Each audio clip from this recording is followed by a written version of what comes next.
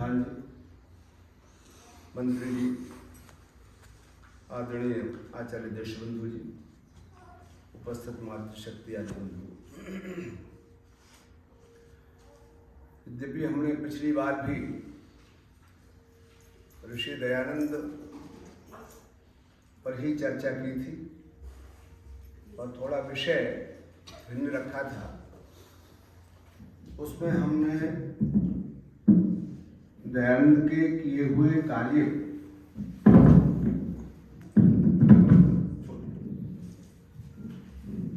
अभी तो पहले गियर में ना गाड़ी आप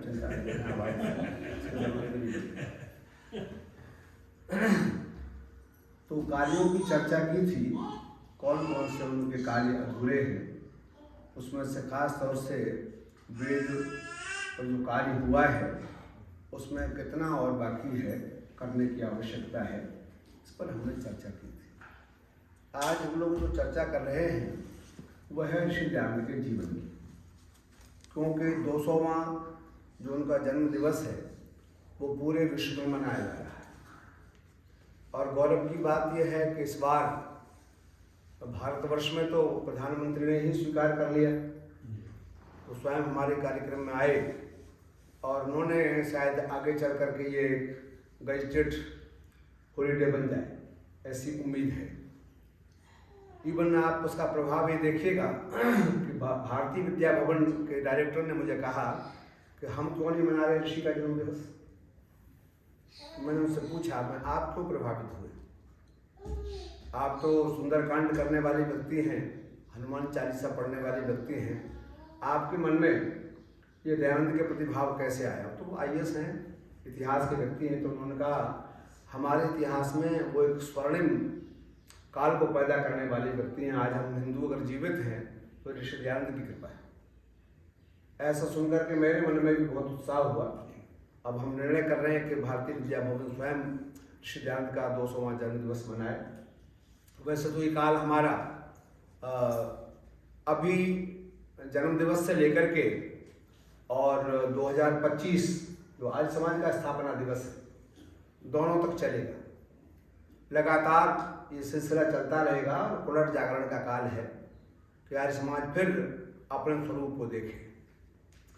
सच्चाई ये है कि हमारा कलेबर एक हाथी से कम नहीं, लेकिन हमारी आंख अपने स्वरूप को स्वयं नहीं देख पा रही। जिसके पास वेद का ज्ञान है, जिसके पास वेद की शक्ति है, जिसके पास आरण्यक ब्राह्मण और उपनिषदों का ज्ञान है, तो उसके पास तो सबसे बड़ी संपदा है।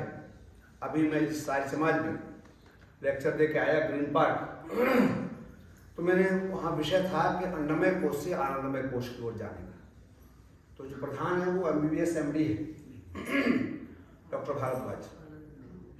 उन्होंने कहा कि मुझे तो आज का भाषण सुन के ऐसा लगा कि हम तो MBBS की डिग्री ज्वाइन किए बैठे, सारा तो ज्ञान इसमें भरा पड़ा है। ये अन्नमय कोश से आनंदमय कोश तक की सारी यात्रा की चर्चा में उन्होंने बहुत अच्छा अनुभव किया। इसका मतलब ये है, हम अपने शास्त्रों के भीतर घुसकर देखें तो हमारे पास बहुत बड़ी संपदा है, लेकिन अब हमने मुड़कर देखना बंद कर दिया और हम सोचते हैं कि जो उपस्थिति है शायद यही आर्य समाज है। आर्य समाज तो वो जबरदस्त विचार है वेद का, जिसमें उपस्थिति ना रहने पर भी, और आज की स्थिति बता दूं आपको, केवल भारत में ही नहीं, अब तो यूरोप के देशों में वेद पर स्टडी आरंभ हो गई है। हालांकि पहले भी की है, मैकडॉनेल, ग्रिफिथ, कीथ, उब्बट और इसके अलावा मैक्स मूलर, तमाम विद्वानों ने वेद पर काम किया है और वैदिक साहित्य पर काम किया है। पर भारत में आर्य समाज के जन्म के बाद, यानी ऋषि दयानंद के अवतरण के बाद, तो लोगों को पता चला कि वेद क्या है, क्योंकि लोगों ने वेदों को केवल कर्मकांड का विषय बना के रख दिया था। ये पूजा पाठ में इसका प्रयोग होता है, इससे ज़्यादा लोग नहीं समझ पा रहे थे। परंतु अब ये बात सबको महसूस होने लगी है कि वेद में दुनिया की सब सत्य विद्याएं हैं।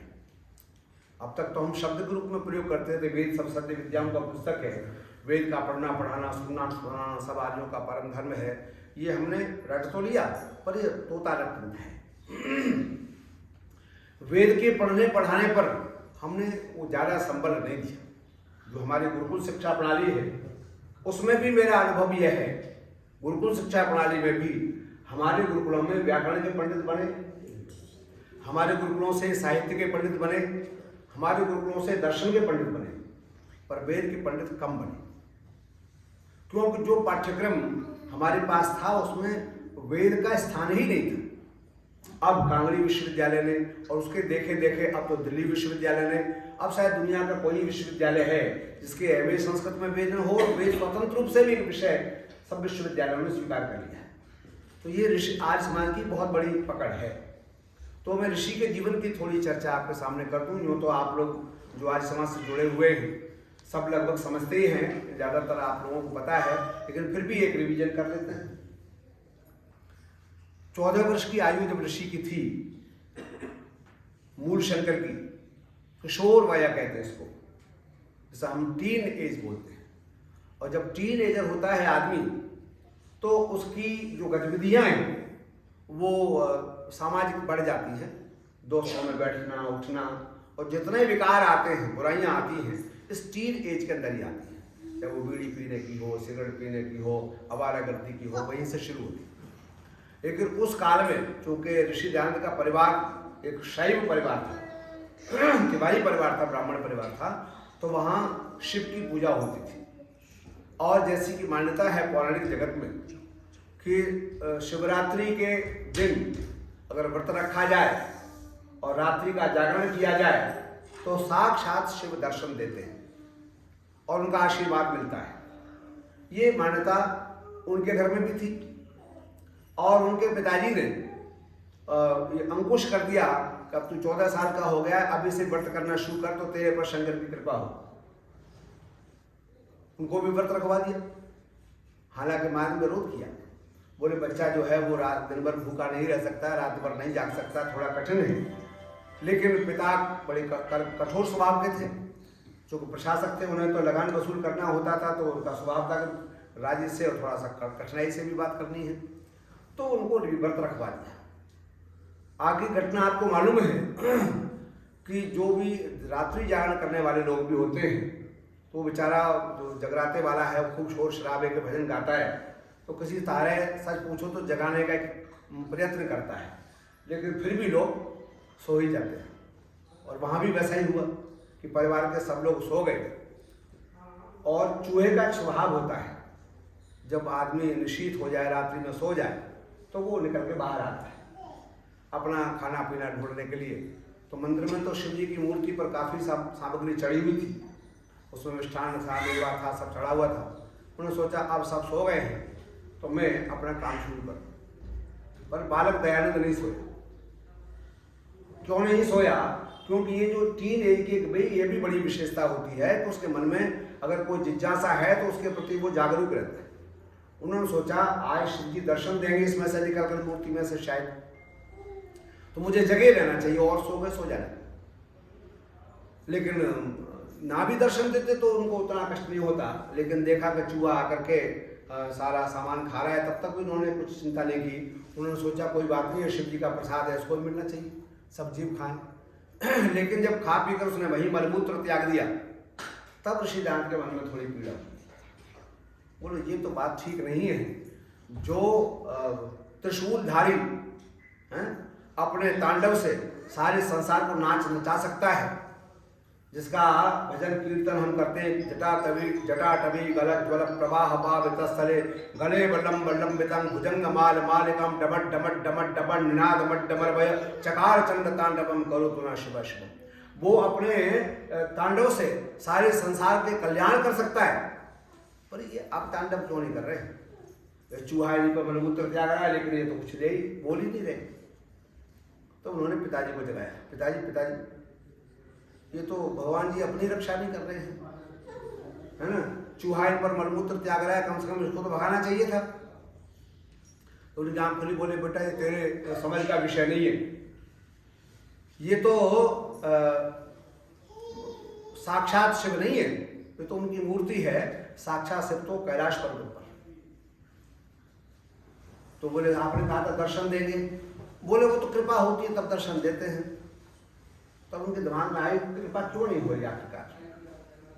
आखिर ये शिव जी की कृपा, इस परिवार में इतना तपस्या, इतना व्रत, इतना संकल्प सब कर रहे हैं, पर ये शंकर भगवान कृपा क्यों नहीं कर रहे? ये उनके दिमाग में प्रश्न उठा और इसी प्रश्न ने एक मन में गहरी जिज्ञासा पैदा कर दी। जो सच्चा शिव है वो तो कुछ और ही है और उसको मुझे मिलना है। और उसी दिन से एक वैराग्य का भाव पैदा हुआ। लेकिन 2 साल बाद एक और घटना घट गई। जब वो 16 साल के हुए तो उनकी छोटी बहन का निधन हो गया महामारी से। और जब उसका निधन हुआ, उन्होंने अपने आंखों के सामने मरते देखा, तब एक प्रश्न चिन्ह खड़ा हुआ, क्या यही जीवन है? क्या एक दिन मैं भी मर जाऊंगा? क्या खाना पीना, जीवित रहना यही जिंदगी का लक्ष्य है? तो जो जिंदगी का असली प्रश्न था वो दयानंद के सामने खड़ा हुआ और एक वैरागी की जो थोड़ी रेखा जगी थी शिव के दर्शन करने की, जो जिज्ञासा पैदा हुई थी, उस जिज्ञासा में एक और चिराग ने काम कर दिया और वैराग्य जो है वो थोड़ा तीव्र हो गया कि मुझे जीवन का लक्ष्य तो कुछ और ही है, ये केवल इतना ही नहीं है। और उसके 2 साल बाद जब वो 19 साल के हुए तो उनके चाचा जी का निधन हो गया और चाचा जी के निधन से तो बिल्कुल टूट गए। उन्होंने लिखा अपने जीवन चरित्र में ऋषि ने स्वयं, इतना मैं जीवन में कभी नहीं रोया। वो बहुत प्यार करते थे। जब कभी पिताजी किसी बात पर डांटते तो चाचा पिताजी को डांट देते थे, क्या एक लड़का उसको तुम डांट फटकार करते रहते हो। और परिणाम ये हुआ कि उन्होंने सोचा ये तो दुनिया इसी तरह जा रही है, जो आया है वो जाएगा जरूर, और वो अपनी व्यवस्था से नहीं जाएगा, वो परमात्मा की व्यवस्था से जाएगा। इसका मतलब है हमें पता नहीं है क्षण भंगुर जीवन की कलिकाल प्रात को जाने खिली नकली, कोई आवश्यक नहीं है। इसका मतलब यह है कि मुझे समय का फायदा उठाना।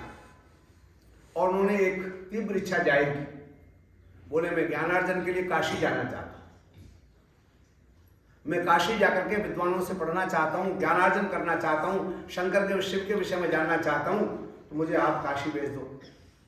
और पिताजी को थोड़े थोड़े लक्षण महसूस होने लगे थे कि लड़का थोड़ा अलग रास्ते पर जा रहा है, इसलिए कुछ तो इसका बंधन डालो। उन्होंने अपने नाते रिश्तेदारों से चर्चा की, बोले इसकी शादी कर दो, नहीं तो कभी घर छोड़कर भाग सकता है। अब शादी का प्रयत्न शुरू हो गए।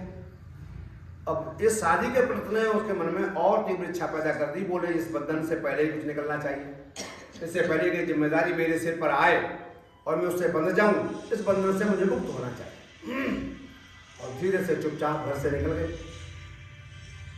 और निकलने के बाद जो साधु संतों के जगह थी, खासतौर से मेले वगैरह में आते रहते हैं साधु लोग, तो ये वहाँ चले गए। गुजरात में एक मेला लगता था, उसमें चले गए और वहाँ इन्होंने अपना सिर मुड़ा लिया और चैतन्य ब्रह्मचारी के नाम से अपना नाम रख लिया।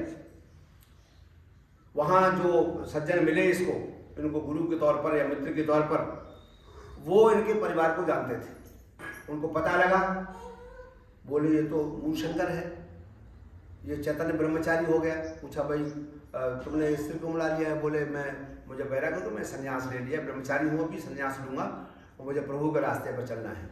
तो उसने खबर भिजवा दी, बोले तुम्हारा लड़का यहाँ है और वो इस नाम से उसने सिर मुड़ा लिया है, आप उसको यहाँ से ले जाओ। पिताजी ने पकड़ लिया, पुलिस को ले गए, उसको पकड़ लाए। पकड़ के लाके बहुत नाराज हुए, तूने वंश का नाम डुबो दिया, तू साधु हो जाएगा, ऐसे वंश कैसे आगे चलेगा वगैरह वगैरह, जो प्रश्न दुनिया करती है। लेकिन ऋषि के मन में तो तीव्र वैराग्य था। उन्होंने ये सामान्य जीवन जीना नहीं है, कुछ ऊंचा लक्ष्य मेरा है, उसमें तो उसकी तरफ जाना है। और मौका ढूंढने लगे निकलने का और शादी से बचने का, क्योंकि अब शादी के रिश्ते आने लगे। और ये भी मैं आपको बता दूं, ऋषि दयानंद ने स्वयं अपने जीवन चरित्र में लिखा है और मैंने ये अनुभव भी किया, चूँकि मैं 6 साल गुजरात में रहकर आया हूँ और सौराष्ट्र में ही रह के आया, जहाँ ऋषि ने जन्म लिया। मैं केंद्रीय विद्यालय जामनगर में ही प्राचार्य था, तो वहाँ मैंने अनुभव किया कि माता पिता सब कुछ बर्दाश्त करते हैं, लेकिन अपने बच्चे के विषय में कुछ बर्दाश्त नहीं करते, बहुत अधिक अटैचमेंट। जैसे आमतौर पर दिल्ली के लोगों में या पंजाब के लोगों में एक प्रवृत्ति है कि बच्चा जल्दी से अमेरिका पहुंच जाए, कनाडा चला जाए और वहाँ खूब सा धन इकट्ठा करे, भले जीवन भर हमको ना मिले, है ना। ये जो प्रवृत्ति है ये गुजरात में नहीं है। हालांकि गुजरात के भी हर परिवार से 2-2, 4-4 लोग विदेशों में हैं, लेकिन बावजूद इसके संतान के प्रति बहुत अटैचमेंट है। तो ऋषि ने सोचा कि तो कुछ रास्ता दूसरा ही निकालना पड़ेगा, और वो सुबह शौच के बहाने लोटा लेकर के चले गए और सिपाही साथ गए। सिपाही बैठ गए एक तरफ, बोले मैं सावधान होकर के आता हूँ, तुम बैठो। और उन्होंने देखा ये तो सिपाही बैठा ही हुआ है और काफी देर तक नहीं आया, तो निवृत्त होकर के वो पेड़ पे चढ़ गए। वो ढूंढता रहा और जमीन पर सारी तरफ नहीं मिला, निराश होकर घर पहुंचा। उन्होंने कहा कि ये तो बहुत गजब हो गया जी, तो गुरु शंकर तो भाग गए। बोले कहाँ भागे? और फिर दोबारा जो निकले तो गुजरात का सीमा पार किया और फिर पहाड़ों की ओर दौड़ पड़े। जो उन्होंने बचपन में सुना था कि सच्चे शिव का दर्शन कहाँ होता है? कैलाश पर्वत। तो कैलाश पर्वत की ओर चले और उसमें जो भी विद्वान मिला, जो भी सन्यासी मिला, जो भी आचार्य मिला, सबसे उन्होंने बातचीत की, सबसे कुछ सीखने की कोशिश की और सबने गुरु दक्षिणा दी। गुरु दक्षिणा के रूप में किसी ने रेशमी वस्त्र ले ली, जो कुछ राज परिवार के लोग बालक था तो उनके पास सोने के आभूषण थे, वो सारी अंगूठियाँ ले ली और धीरे धीरे वो खाली हो गई। कुछ नहीं बचा, कुछ थोड़ी सी किताबें बची। और उन्होंने देखा सब साधु सन्यासियों से मिलने के बाद उनको संतुष्टि नहीं हुई। बोले इनमें किसी को भी शिव का असली ज्ञान नहीं है, परमात्मा का सही स्वरूप ये नहीं जानते हैं। मन में संतुष्टि नहीं हुई और संतुष्टि नहीं होने पर उन्होंने कहा अब तो मुझे खुद ही इस रास्ते को पकड़ना पड़ेगा और सन्यास ले लिया। सन्यास स्वामी पूर्णानंद जी, वो भी सनातनी थे, पौराणिक थे, उन्होंने सन्यास लिया, उनका नाम दयानंद रखा। उस दिन से दयानंद हुए। लेकिन सन्यासी होने के बावजूद भी अब सन्यासियों के आश्रमों में जहाँ तहाँ भटकते रहे, कोई रास्ता सही मिला नहीं। वेदांत भी पढ़ा और हिमालय के योगियों से भी मिले। उनमें एक योगी ने बहुत पसंद आया। उन योगी का नाम था योगानंद। योगानंद जी से उन्होंने कुछ योग की क्रियाएं सीखी और फिर उन्हें पता लगा कि योग का रास्ता शायद परमात्मा के मिलने का सही रास्ता है। कुछ साधनाएं, मौन रहना, प्राणायाम आदि करना, धारणा ध्यान समाधि की ओर चलना, इसका अभ्यास शुरू किया। लेकिन इस अभ्यास से कुछ एकाग्रता तो बढ़ी, परमात्मा के प्रति विश्वास भी बहुत बढ़ा, लेकिन सच्चे शिव का दर्शन करने की जो जिज्ञासा थी वो भी शांत नहीं हुई। और उसके बाद सन 1860 में ये किसी ने इनको कहा कि देखो जो तुम्हारी जिज्ञासा है उसको तो केवल एक ही साधु शांत कर सकता है, उसका नाम है ब्रजानंद। वो प्रज्ञा चक्षु में मथुरा में रहते और ब्रजानंद जी का स्वभाव भी बड़ा उग्र था। वो अगर शिष्य सही ढंग से न चले भाग जाए यहाँ से, 2 मिनट में आउट। इवन अलवर के नरेश को भी व्याकरण पढ़ाने के लिए, संस्कृत पढ़ाने के लिए गए और अलवर नरेश कभी कभी राजकाज में लेट हो जाते थे, तब उन्होंने कहा तू व्याकरण शास्त्र नहीं पढ़ सकता, तू संस्कृत नहीं पढ़ सकता, भाग समझे। और अलवर छोड़ करके भागे मथुरा। और उन्होंने फिर मना कर दिया तू पात्र नहीं है, जब पढ़ने आना है तो समय पर आ। और विद्यार्थियों को संस्कृत पढ़ाना शुरू कर दिया। पता लगा दयानंद पहुंचे जमुना के किनारे, दरवाजा खटखटाया। कहले कौन? रात को पहुंचे थे, बोले मैं यही तो जानने आया हूँ मैं कौन हूँ। बस उनके दिमाग में एक अटैक हुआ, एक चोट लगी। उन्होंने महसूस किया आज शायद कोई वो शिष्य जिसकी तलाश में मैं था शायद आया है। दरवाजा खोला, शिष्य स्वीकार कर लिया। जो शहर के सेठ थे उन्होंने खाने पीने का इंतजाम विद्यार्थियों के करते तो उन्होंने कर दिया।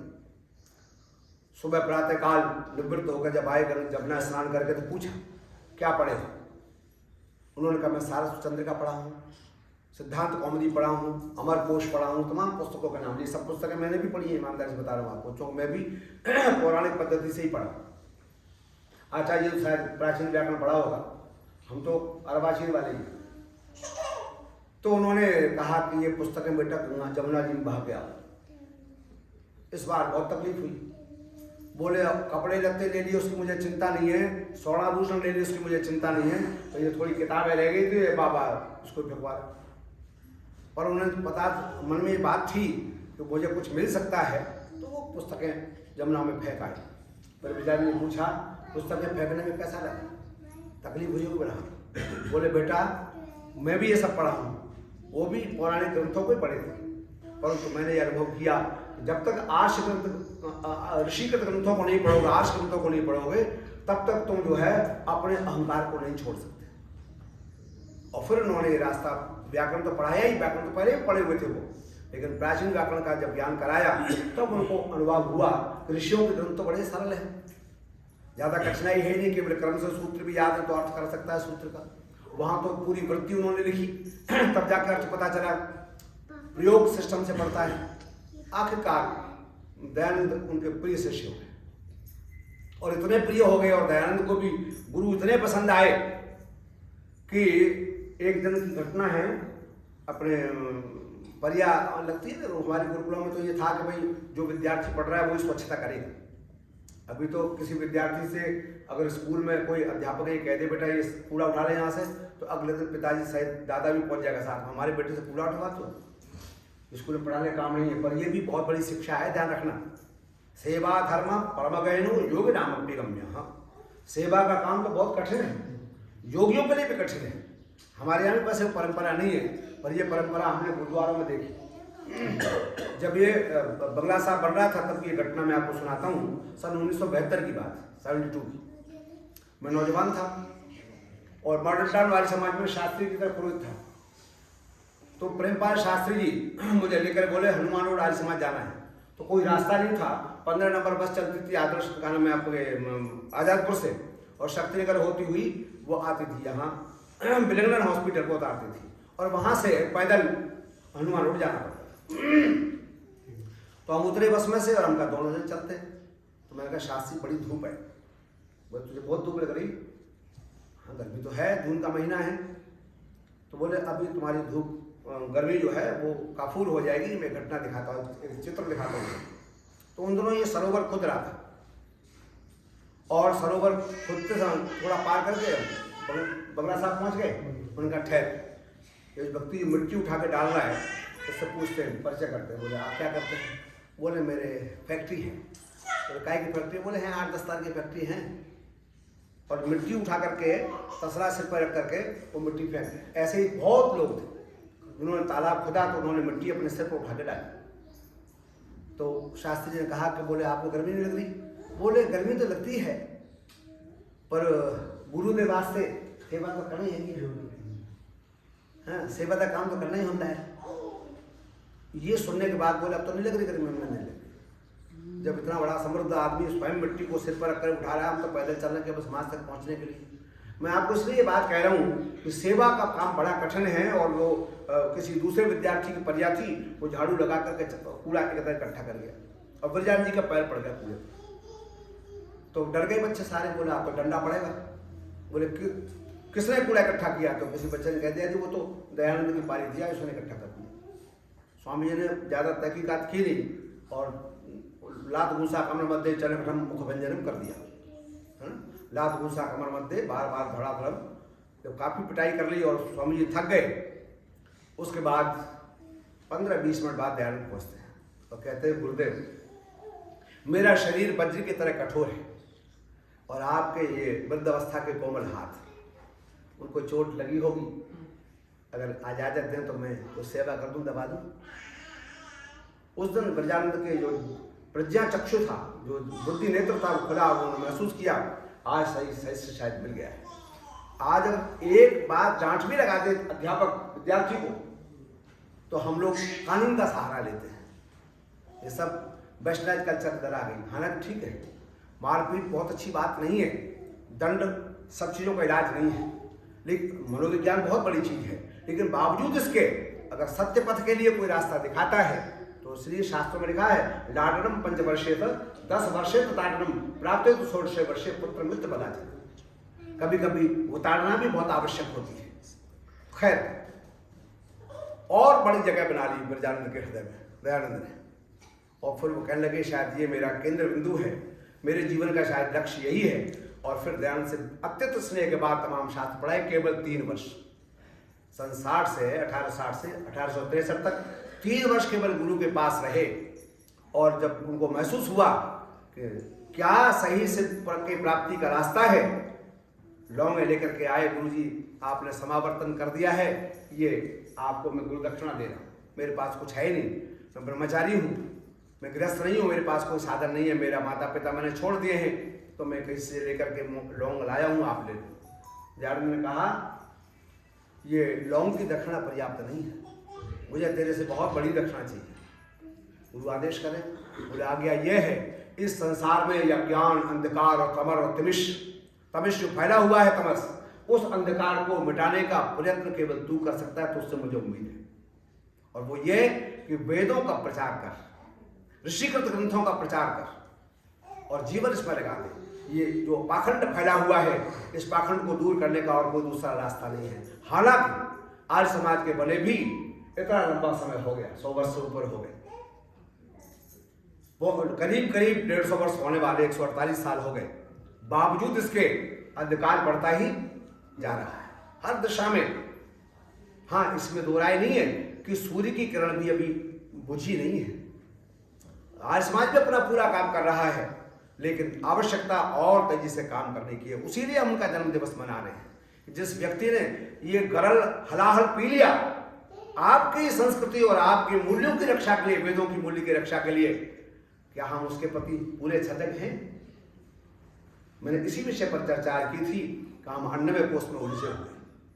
हमें उस ब्रह्मानंद की ओर थोड़ा सा तो बढ़ना चाहिए, वेदों की ओर थोड़ा सा तो बढ़ना चाहिए। हम कितना प्रयत्न कर रहे हैं। जो ग्रंथ हमारे पास है, पहले तो हमारे कोई ऐसा समाज मंदिर होता नहीं था जहां लाइब्रेरी नहीं होती थी, और अब शायद कोई आर्य समाज मंदिर है जहां पुस्तकालय है। और वो पुस्तकालय भी कैसा है उसका आपको मैं बता देता हूँ आपको। उन पुस्तकों को हम तो नहीं पढ़ते, हाँ कौखरे जरूर पढ़ लेते हैं। एक छोटा उदाहरण देता हूँ। मैं आर्य समाज राजेंद्र नगर में था आचार्य जी, तो पुरोहित था। अब पुरोहित तो जैसे होता है, हवन पूजा सीख ली और अपन संस्कार करवाई आए और दक्षिणा ले आए, बात खत्म हो। लेकिन मेरे मन में भी ये जिज्ञासा थी, ये काम मुझे करना नहीं है, तो केवल विद्या पूरी करने तक है, मुझे कुछ आगे बढ़ना है। तो उन दिनों में एमफिल कर रहा था दिल्ली विश्वविद्यालय से, और वैशेषिक दर्शन पर, मेटाफिजिक्स पर।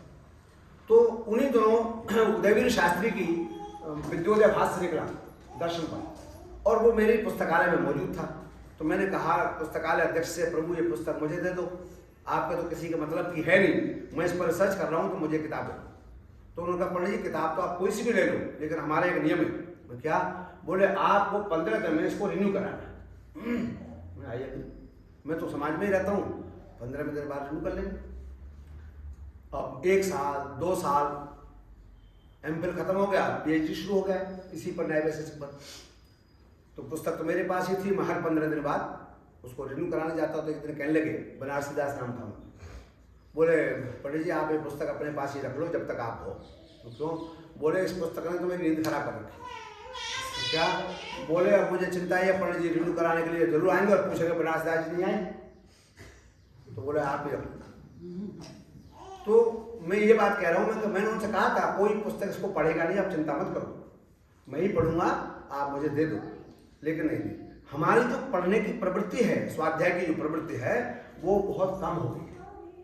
हम सत्संग तो करते हैं, उसमें सुनने की प्रवृत्ति तो अभी है, पर ऋषि ने पहले लिखा वेद का पढ़ना और पढ़ाना, बाद में लिखा सुनना।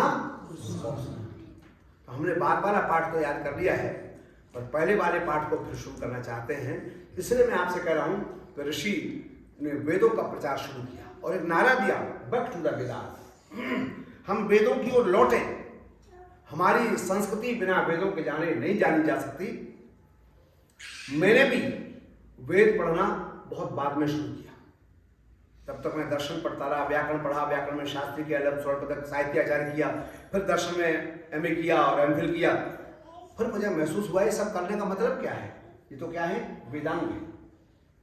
अभी तो अंगों से ही परिचय हो रहा है, वेद से तो परिचय नहीं हुआ। फिर मैंने दोबारा रिसर्च किया वेद पर, ऋग्वेद पर। तब मुझे अनुभव हुआ कि वेद को कैसे जाना जाता है। तो मैं आपको भी ये कहना चाहूंगा कि थोड़ा सा इसके लिए कुछ पुरुषार्थ करें, चाहे 1 व्यक्ति, 2 व्यक्ति, 4 व्यक्ति हों।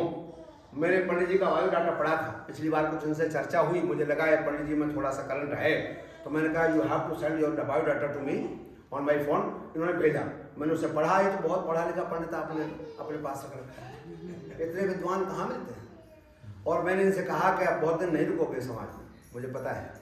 इस तरह का जो टैलेंट है, कई विषयों में इन्होंने एमए भी किया है, एमफिल भी किया है, सारे एग्जाम भी पास किए हैं, और आगे बढ़े, मैं उम्मीद करता हूँ। लेकिन इनका लाभ उठा लो जब तक है। कुछ थोड़ा सा वेदांत शास्त्रों को पढ़ाने की क्षमता जिनकी है उसका लाभ उठा। तो ऋषि दयानंद वहाँ से जब लेकर के आए आशीर्वाद, तो सबसे पहले वो हरिद्वार में कुंभ के मेले में उन्होंने अपनी पाखंड खंडिनी पताका गाड़ी। और पाखंड खंडिनी जब गाड़ी और प्रचार करना शुरू किया, वेदों पर मंत्र बोलना शुरू किया, व्याख्यान देना शुरू किया, तो कुछ लोग ही आ रहे थे। वहाँ तो लाखों की भीड़ थी, उसमें से 50-100 व्यक्ति भी इनकी सभा में पूरी तरह नहीं आते थे, लेकिन जो आ जाता था वो इनका शिष्य बन जाता था। तो इनको महसूस हुआ, ऊर्ध्वबाहु ब्रह्मेश नचकच्छ क्षणोति माम, मैं बाजुओं उठा कर बोल रहा हूँ लेकिन कोई मुझे सुन ही नहीं रहा है, आखिरकार इस पाखंड को कैसे मिटाया जा सकता है। तो उन्होंने ये नहीं कहा कि लोगों का दोष है, उन्होंने तय किया कि ये शायद मेरी तपस्या में कुछ कमी है। और उन्होंने फिर घोर तपस्या शुरू की, समाधि में चले गए। और फिर अध्ययन करने के बाद महसूस किया कि अगर मेरी बात आपको असर नहीं कर रही है, प्रभाव नहीं कर रही है, इसका मतलब मेरे बोलने की कला में कहीं कमी है, मेरी नॉलेज में कहीं कमी है, श्रोता में कोई कमी नहीं है। और फिर दोबारा पाखंड में निकाली और पता लगा, और उन्होंने सोचा ये पाखंड कहाँ से चलता है। तो उसका सबसे बड़ा केंद्र क्या था? काशी। उन्होंने काशी शास्त्रार्थ आयोजित किया और जाके वो पाखंडियों की नगरी में पहुंच गए, जहाँ आज भी बड़ा पाखंड हो रहा है। मैं तो काशी में पढ़ा हूँ, मैं आपको वो घटना सुना नहीं सकता। मैं छात्रावास के भीतर भोजन करने में सक्षम नहीं था, रोटी फेंक कर बाहर दी जाती थी। अब वहाँ खाएंगे तो तुम पश्चिम के हो, वहाँ तो पौर्वात्य पंडितों का ही बोलबाला था। आखिरकार मैंने एक दिन कह दिया मैं शास्त्रार्थ करना चाहता हूँ आप लोगों से, व्याकरण, और शास्त्रार्थ रखा गया। शास्त्रार्थ में वो लोग हार गए। फिर मैंने कहा शर्त ये है, अगर शास्त्रार्थ में मैं हार गया तो मैं छात्रावास छोड़ दूंगा, और आप हार गए तो मेरे बर्तन आपको झूठे मानने पड़ेंगे, तो मैं आपके मानूंगा। वो हार तो गए, बर्तन तो किसी ने नहीं माने, परंतु हाँ ये है कि रोटी देना शुरू कर दिया, हाथ से खा सकते हो, बर्तन तुम्हें अपने आप ही मानने पड़ेंगे। मैं चलो इतनी गनीमत है, कम से कम स्वीकार तो किया। तो काशी आज भी उसी स्थिति में है। वहां जाकर के उन्होंने शास्त्रार्थ किया, और काशी नरेश स्वयं उसके निर्णायक थे, जो स्वयं बहुत बड़े मूर्ति पूजक थे। काशी शास्त्रार्थ में बाल शास्त्री, अब विशुद्धानंद आचार्य, अपने आर्य समाज वाले विशुद्धानंद नहीं, उस काल के विशुद्धानंद, उन सबने शास्त्रार्थ किया। विषय था वेदों में मूर्ति पूजा का विधान नहीं है। उन्होंने कहा कि साहब मूर्ति पूजा क्यों नहीं हो सकती, वेद में है, बोले है तो निकालो। तो शाम तक शास्त्रार्थ चला, लेकिन एक भी पंडित साबित नहीं कर सका। उन स्वामी जी से कहा गया तो उन्होंने न तस्य प्रतिमास्ति यस्य नाम महद्यशा सपर्यगा शुक्रम अकायम अब्रणम अस्नाविरम शुद्धम अपापविद्धम, तमाम उन्होंने मंत्र बता दिए कि इनमें लिखा है कि परमात्मा अवतार नहीं लेता, जन्म नहीं लेता, शरीर नहीं होता, अकाय है, उसकी कोई प्रतिमा मूर्ति नहीं बन सकती, ये वेद में लिखा है। जब शाम तक कोई शास्त्रार्थ में विजय नहीं हो सका तो अंधेरे में झुटपटाहट में इन्होंने तालियां बजाना करके चले गए, शंख नागाड़े बजा दिए। काशी नरेश ने बुलाकर पूछा पंडितों से, बोले ये बताओ वो मंत्र मुझे दिखाओ कौन सा है। बोले महाराज मंत्र तो कोई था ही नहीं, वो दिखाते कहाँ से। फिर बोले वेदों में मूर्ति पूजन नहीं है। फिर बोले फिर आपने दयानंद को अपमानित क्यों किया। बोले महाराज हम तो अपने रोटी की वजह से किया, मतलब हमको आप रोजी रोटी देते हो, आप मूर्ति पूजकों को मंदिर में रखा हुआ है, अगर हम आपके विरुद्ध बोलते या सिद्ध हो जाता तो हमें कैसे काम चलता। बोले गलत बात, जो न्याय की बात है वो न्याय की बात है। और काशी नरेश ने फिर माफी मांगने के लिए स्वामी दयानंद को बुलाया काशी और अपने महल में ठहरवाया। मैं इसलिए आपसे कहना चाहता हूँ, सत्य की जड़ें इतनी गहरी होती हैं, अगर आप टिके रहें, उससे पीछे हटे नहीं, तो निश्चित क्या कहा जाता है, सत्यमेव जयते नान्यत्। जीत तो सत्य की होती है, पर शायद हम कभी कभी भीड़ देख करके अपने सत्य से विचलित होने लगते हैं। वेद का मार्ग ही सन्मार्ग है। काशी शास्त्रार्थ के बाद तो स्वामी दयानंद का साहस और धैर्य इतना बढ़ता चला गया, फिर उन्होंने कोशिश की और आर्य समाज की स्थापना की 1875 में। और आर्य समाज की स्थापना के बाद वहाँ के लोगों को जोड़ने की कोशिश की। उन्होंने कहा कि एक व्यक्ति शायद समष्टि को समझाने में समर्थ हो, एक संगठन बनाने की आवश्यकता है। शुरू में उन्होंने और संगठनों को ज्वाइन किया, लेकिन अंत में उन्होंने स्वयं आर्य समाज बनाया, आर्य समाज के नियम बनाए। मैं आपसे एक ही बात कहना चाहूँगा, वो ये कि अगर दयानंद को सच्ची श्रद्धांजलि देना चाहते हैं उनके जन्मदिवस को सही रूप में मनाना चाहते हैं, तो कुछ उनके दिए हुए कार्यों को, उनके बताए हुए रास्ते पर हम कुछ चलें। और एक और बात, मैं अंतिम घड़ी की बात करना चाहता हूँ। ऋषि ने एक अनुभव किया कि यथा राजा तथा प्रजा, यद्यपि आचरती श्रेष्ठा तत्त देवे चरण करो जना सायत प्रमाण बोलते लोक तत्व गच्छति। बड़ा आदमी जैसा आचरण करता है दुनिया उसका अनुकरण करती है। काशी नरेश पर उन्होंने अनुभव किया था, तब उन्होंने सारे रजवाड़ों को अपना शिष्य बनाया और एक एक रजवाड़े के यहाँ जाकर के उन्होंने सोचा राजा बदल गया तो प्रजा अपने आप अनुकरण करने लगती है। और उसी घड़ी में उनसे एक जो कि निर्भय तो थे ही, कर्नल ब्रुक्स को भी उन्होंने कहा था, उन्होंने कहा आप जो ये मंत्र बोलते हो, इन मंत्रों में हमारे अंग्रेजी शासन को जीवित रखने के लिए कुछ बोल दो। तो कर्नल ब्रुक्स को दया में पता है क्या कहा, मैं प्रार्थना करता हूँ कि जितने जल्दी अंग्रेज हिंदुस्तान छोड़ दे उतना अच्छा। जब कर्नल ब्रुक्स के सामने कोई बोल नहीं पा सकता था, मैं मेजर जनरल, तो ये जो हमारी निर्भीकता ऋषि दयानंद की थी, इन्होंने रजवाड़ों के सामने फिर काम करने की क्षमता पैदा कर दी और सारे रजवाड़ों के खिलाफ उन्होंने बोलना शुरू किया। जिसके आचरण में कमी थी वो कह दी।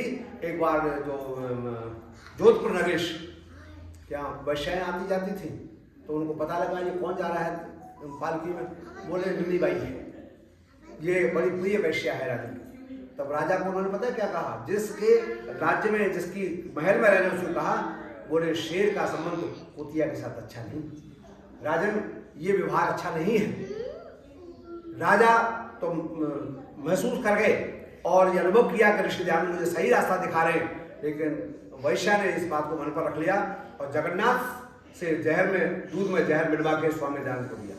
कमाल की बात तो देखो, जिस जगन्नाथ ने जहर दिया उस जगन्नाथ को उन्होंने पैसे देकर के कहा तुम भारत की सीमा छोड़ दो, ये अंग्रेज गवर्नमेंट आपको फांसी चढ़ा देगी। और ऐसा एक बार नहीं, जब जब उनको जहर दिया गया और जब जब पकड़ के लाए जहर देने वाले को, तब तब उन्होंने उस व्यक्ति को मुक्त कर दिया। उस ऋषि के प्रति एक कृतज्ञता ज्ञापन का समय था। मैंने उनके जीवन पर थोड़ा सा आज चिंतन किया, दर्शन पर नहीं। पिछली बार मैंने उनके कार्यों की चर्चा की थी, फिर कभी अवसर मिला तो नहीं चर्चा करेंगे। ऋषि दयानंद का जो जीवन है वो तो समुद्र की तरह है, अथाह है, जिस बिंदु पर चर्चा करें वही बहुत बड़ी है। आज छोटा सा उल्लेख किया है। हम उम्मीद करते हैं ऋषि के जीवन से प्रेरणा लेकर के इस आर्य समाज रूपी बट वृक्ष को जो उन्होंने लगाया है, उस वृक्ष को सींचने की कोशिश करेंगे अपने सिद्धांत से, अपने समय से, अपने आचरण से, ऋषि के प्रति अगाध आस्था रखते हुए बैक टू द वेदा का जो नारा है, वेदों को कुछ पढ़ने की कोशिश करेंगे, शास्त्रादि पढ़ करके आर्य समाज के सिद्धांत को समझकर संसार में प्रचार करने की कोशिश करेंगे। और ये कोशिश केवल बाहर ही नहीं, चैरिटी बिगिन हो, हम घर से शुरू करेंगे। इस उम्मीद के साथ विचार को उपशम करता हूँ। ओम शांति।